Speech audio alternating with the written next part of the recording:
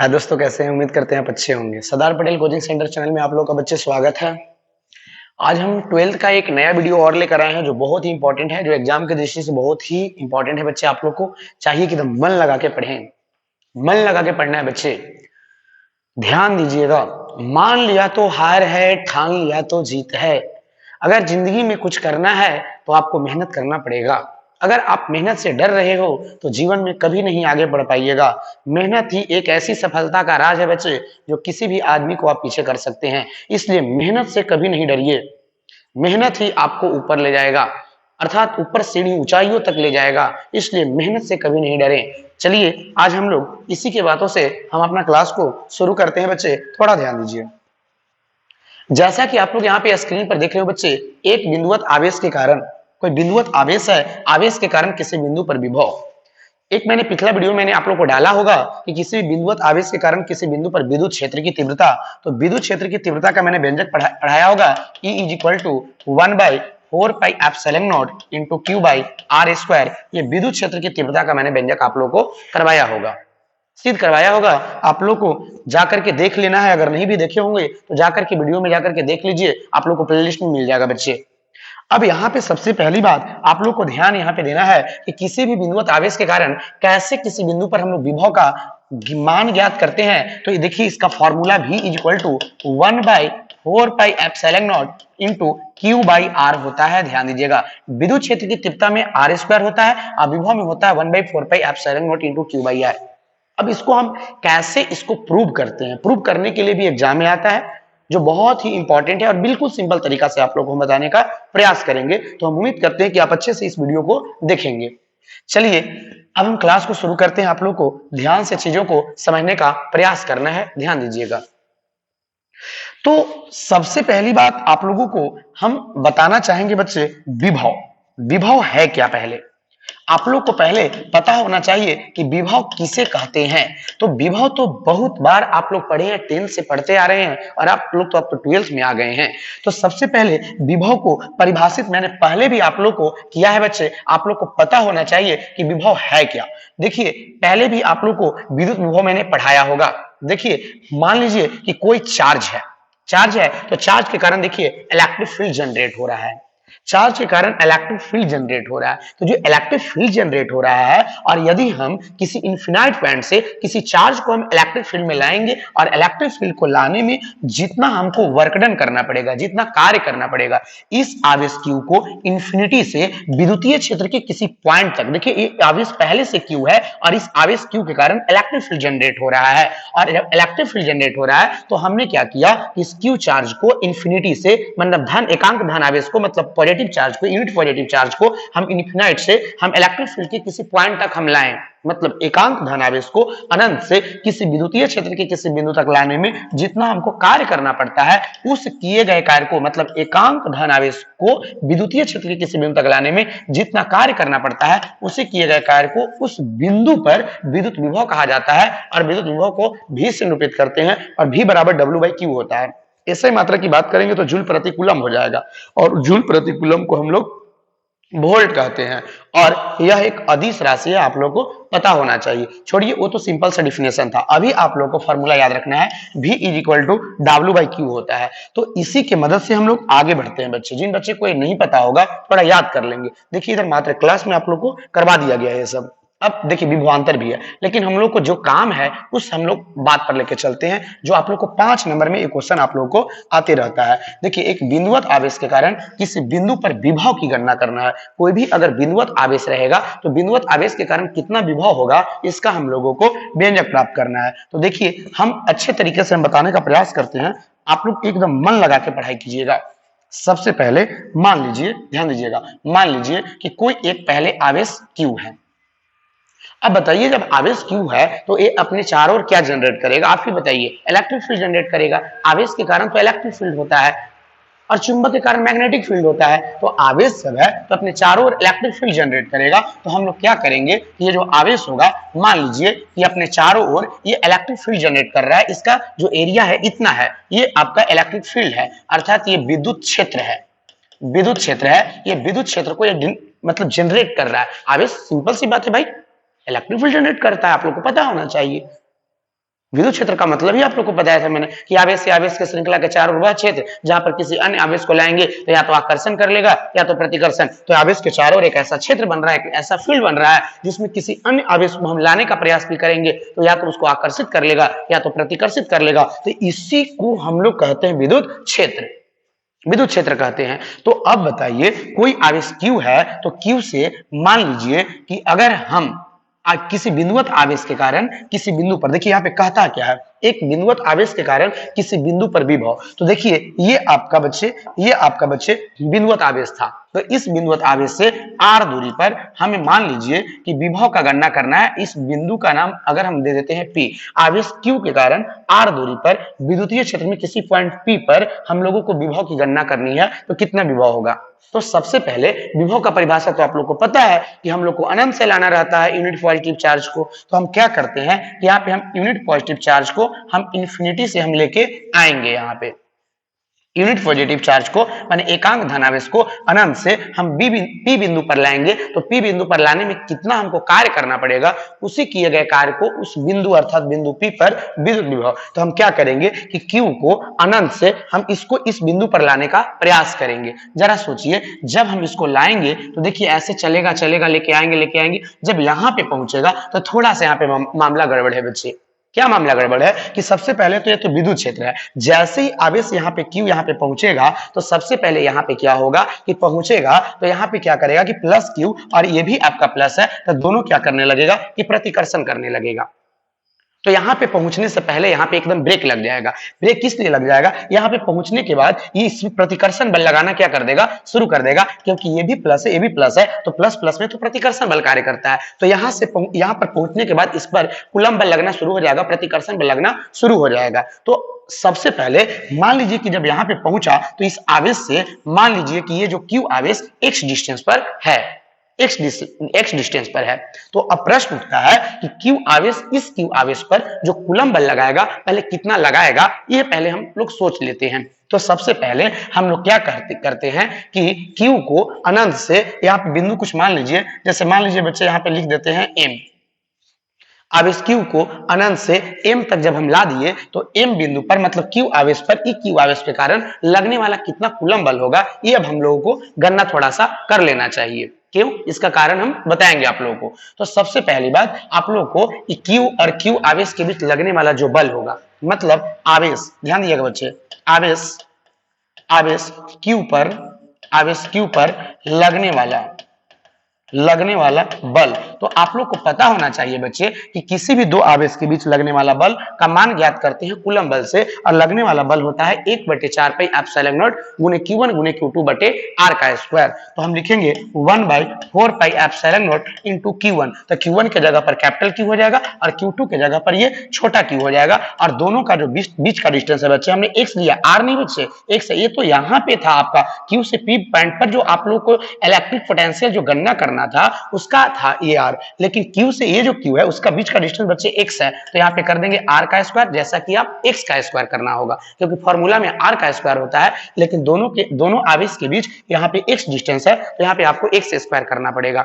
अब ये Q आवेश पर इस Q आवेश के कारण लगने वाला बल बच्चे इतना होगा। तो अब एक बात समझिए बच्चे, हमको तो लाना है पॉइंट P पर, हमें तो लाना है पॉइंट कहाँ, P पर। तो लाने के लिए अब तो जबरदस्ती इसको खींचना पड़ेगा। तो जब जबरदस्ती खींचना पड़ेगा तो मान लीजिए कि जबरदस्ती हम पहले इतना खींच दिए। तो मान लीजिए यहाँ पे M था, यहाँ पे हम N पॉइंट पर लाए और ये जो पूरा डिस्टेंस आपका x था तो हमने छोटा डिस्टेंस हमने dx इसको लाया। जैसे ही हम dx डिस्टेंस इसको कवर कराया तो ऐसी कंडीशन में क्या होगा बच्चे कि इसको कार्य करना पड़ेगा। तो कितना कार्य करना पड़ेगा अब आप लोग को सोचने का प्रयास करना है। मतलब Q आवेश को n बिंदु तक, Q आवेश को, ध्यान दीजिएगा बच्चे, Q आवेश को n बिंदु तक लाने में किया गया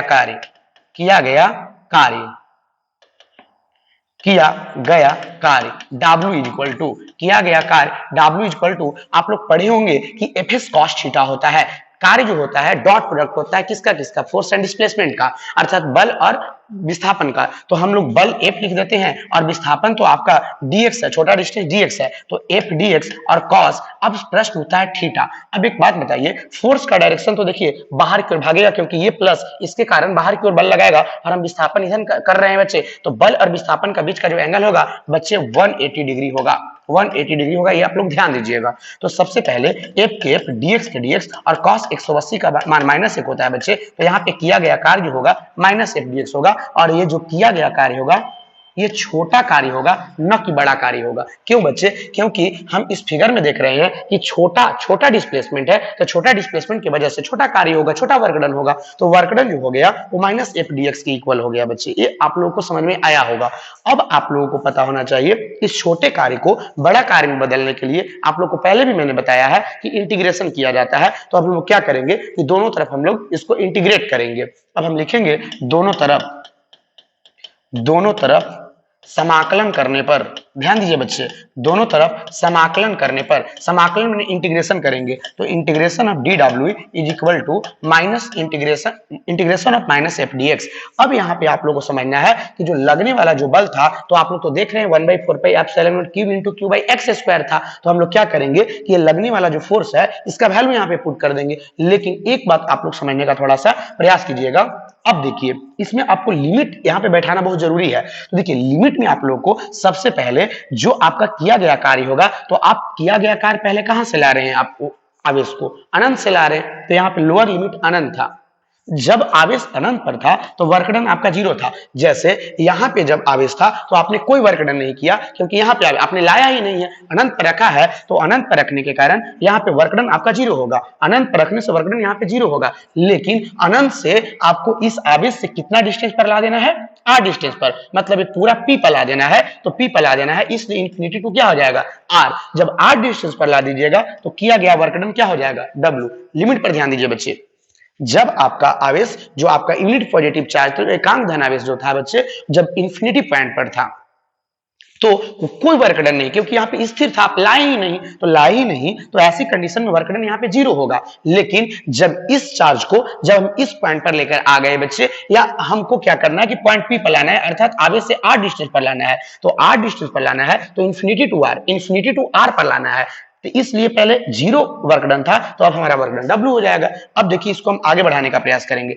dw का होता है W, अपर लिमिट बच्चे W, lower limit 0, integration of infinity to r, minus के माइनस, f का वैल्यू देखिए ऊपर से हम लोग चलेंगे बच्चे, तो हो जाएगा 1/4 pi epsilon naught into q divided by x का स्क्वायर और इंटू dx। आप लोग को पता होना चाहिए कि upper limit minus lower limit करते हैं तो w माइनस क्या हो जाएगा 0, अपर लिमिट w की जगह पर w minus lower limit 0, w minus 0, integration of infinity to r। इसमें क्या कीजिए बच्चे कि कांस्टेंट टर्म को हम लोग बाहर पहले कर लेते हैं, तो देखिए dx, x के रिस्पेक्ट में इसको इंटीग्रेशन करना है, तो ये दोनों वेरिएबल चलेगा, बाकी ये सब कांस्टेंट चलेगा, तो -1/4 pi epsilon naught into Q, इसको बाहर कर दिए, इंटीग्रेशन ऑफ, अब lower limit infinity, upper limit r, और बाकी बच्चे ये जो x के पावर 2 है उसको ऊपर लेके जाइए, x के पावर -2 और इंटू बच्चे dx हो जाएगा।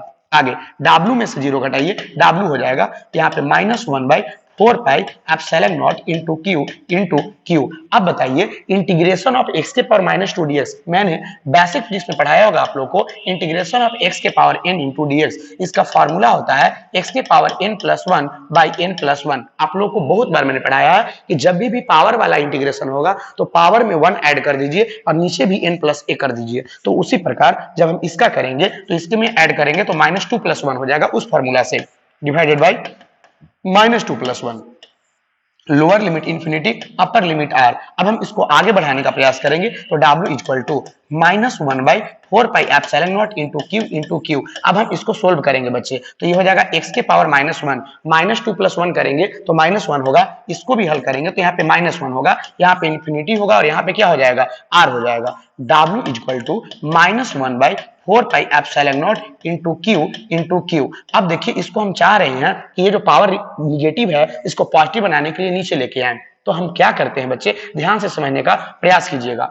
क्या करते हैं कि ये जो माइनस है, पहले हम ये वाला माइनस लिख देते हैं, अब x के पावर -1 है, इसको हम कर दिए 1/x के पावर 1, और जो इसका लिमिट है इन्फिनिटी टू कितना है, r है। अब देखिए आगे बढ़ते हैं, w equal to -1/4πε0 into q into Q. अब क्या करेंगे कि पहले अपर लिमिट रखेंगे, तो x के जगह पर अपर लिमिट r, तो -1/x के वैल्यू रख दीजिए r, नियम के अनुसार माइनस, इंटीग्रेशन का नियम है बच्चे कि कभी भी डिफिनिट इंटीग्रल्स में जब हम लोग अपर लिमिट में से लोअर लिमिट माइनस किया जाता है, आप लोग को पता होना चाहिए, तो माइनस माइनस क्या होगा, प्लस हो जाएगा, 1/इंफिनिटी। नेक्स्ट पॉइंट ध्यान दीजिएगा, w equal to -1/4πε0 into q, बड़ी कोष्ट -1/r। आप लोग को पता होना चाहिए कि इंफिनिटी का जो वैल्यू होता है 1/0 होता है। 1/0 जब हम लोग डिनोमिनेटर में 0 रख देते हैं तो उसका वैल्यू इंफिनिटी हो जाता है, तो 1/0 हो जाएगा। अब हम इसको पलट देंगे, w is equal to -1/4πε0 into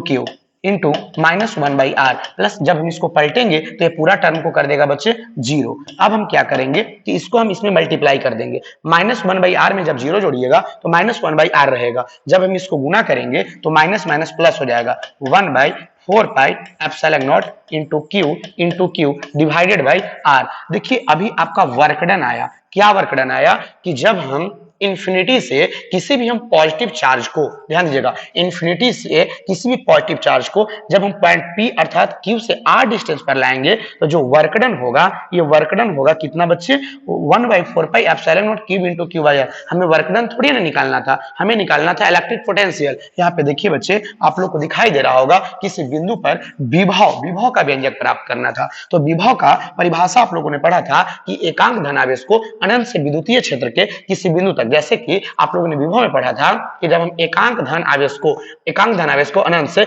विद्युतीय क्षेत्र के किसी बिंदु मतलब P बिंदु तक लाने में जो कार्य करना पड़ता है उसी को कहते हैं विद्युत विभव। अब विद्युत विभव V is equal to W/Q होता है, तो सबसे पहले जब मेरा W आ गया तो विद्युत विभव V बराबर W/Q। अब हम इसको आगे बढ़ाएंगे, W का तो फॉर्मूला ये चलेगा 1/4πε0 into q into small q divided by r, और इसी यूनिट चार्ज को हम लाए थे तो ऐसी कंडीशन में डिवाइडेड बाई क्यू हो जाएगा। अब क्या करेंगे कि q/1 कर देंगे, और जब हम इसको आगे बढ़ाएंगे तो 1/4πε0 into q divided by r, ये पलट जाएगा और 1/q हो जाएगा, q से q कैंसिल हो जाएगा। तो ऐसी कंडीशन में जो इलेक्ट्रिक पोटेंशियल भी होगा 1/4πε0 into q divided by r। देखिए यही तो फॉर्मूला आप लोग को सिद्ध करना था, यही फॉर्मूला सिद्ध करना था कि किसी भी अगर बिंदुवत आवेश रहेगा तो उसे r डिस्टेंस पर लगने वाला जो विभव होगा 1/4πε0 q बाई r होगा। लेकिन अगर हम किसी बिंदुवत आवेश के कारण जब विद्युत क्षेत्र की तीव्रता की बात करेंगे तो 1/4πε0 इंटू क्यू बाई r का स्क्वायर होगा। दोनों में अंतर इस बात का है कि इसमें सिर्फ r होता है और इसमें सिर्फ r स्क्वायर होता है, ये r होता है, इसमें r स्क्वायर होता है।